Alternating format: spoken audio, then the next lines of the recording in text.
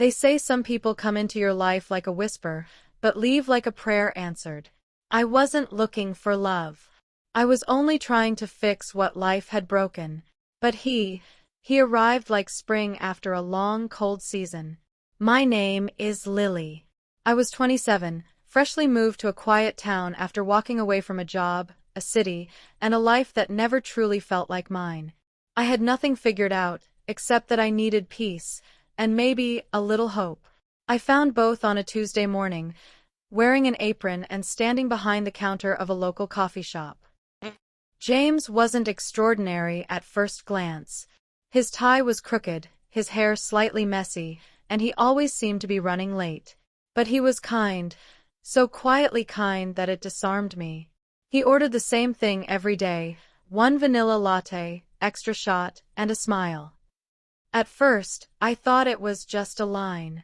But it wasn't, because one morning, I forgot to smile. He noticed. "You okay?"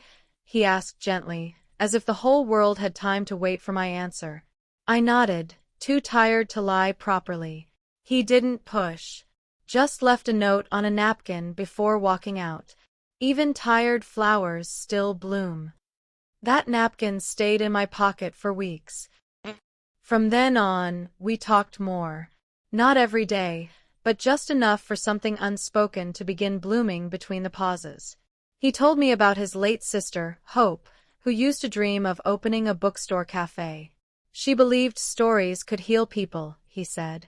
Maybe they can, I replied. He brought me a worn-out book one day, Jane Eyre, and said, "I think you'd like this one. She's quiet, but strong. Like you." That was the first time I looked at him differently, and maybe the first time I allowed myself to hope again. One rainy evening, he waited until closing. He helped me mop the floor, wipe the tables, and refill the sugar jars. Then, as I locked the front door, he said, "Lily, I don't know what this is yet, but if it's something to be written, I'd like to be in your pages." I didn't reply. I just walked toward him and held his hand. Sometimes, silence says it all.